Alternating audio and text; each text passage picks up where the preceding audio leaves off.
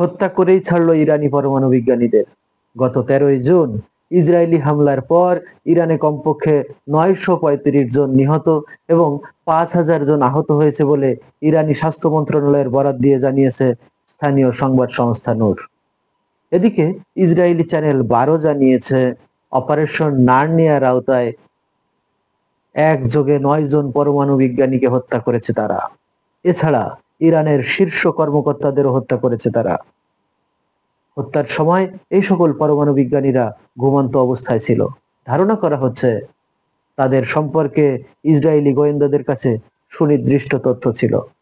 কোথায় পেল তারা এ তথ্য, কিভাবে সংগ্রহ করলো তারা এ তথ্য, তারই একটি নমুনা নিয়ে সংগৃহীত তথ্য ভিডিও চিত্রের ভিত্তিতে থাকছে একটি প্রতিবেদন।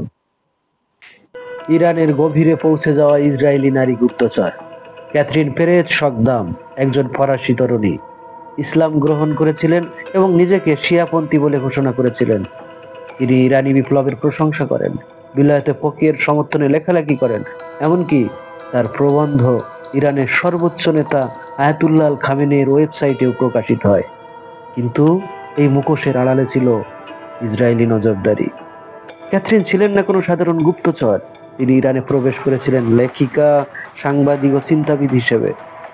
রাজনীতিবিদদের ঘনিষ্ঠ হন, রেভলিউশনারি গার্ডের সঙ্গে বসেন, এমনকি প্রেসিডেন্ট ইব্রাহিম রইসির সঙ্গেও সাক্ষাৎ করেন। গবেষণার অজুহাতে তিনি সংবেদনশীল অনেক এলাকা পরিদর্শন করেন। কিন্তু সবচেয়ে বিপজ্জনক ছিল নারী মহলে তার প্রবেশ। তিনি উচ্চপদস্থ সামরিক ও রাজনৈতিক নেতাদের স্ত্রীদের সঙ্গে সম্পর্ক গড়ে তোলেন, তাদের বিশ্বাস অর্জন করেন যেন তিনিও তাদের একজন। আর তারাই খোলামেলাভাবে বলতেন স্বামীদের কাজ, থাকার স্থান, ভ্রমণের সময়সূচি, দৈনন্দিন জীবনযাপন সম্পর্কে। প্রতিটি কথা রেকর্ড হতো, প্রতিটি তথ্য পাঠানো হতো বাইরে। এই তথ্যগুলোর ভিত্তিতেই নির্ধারণ করা হতো লক্ষ্যবস্তু। তারপর একে একে সংগঠিত হতো হত্যাকাণ্ড। নারীদের মুখে বলা নিষ্পাপ কথাগুলোই হয়ে উঠেছিল তাদের স্বামীদের মৃত্যুর কারণ। তিনি ইরান ছেড়ে চলে যান ঠিক সময়ে, দরজা বন্ধ হওয়ার আগেই। কিন্তু ততক্ষণে তিনি তার কাজ শেষ করে ফেলেছেন, ইরানের ওপর ভয়ানক আঘাত এনেছেন, যার রেশ এখনো রয়ে গেছে।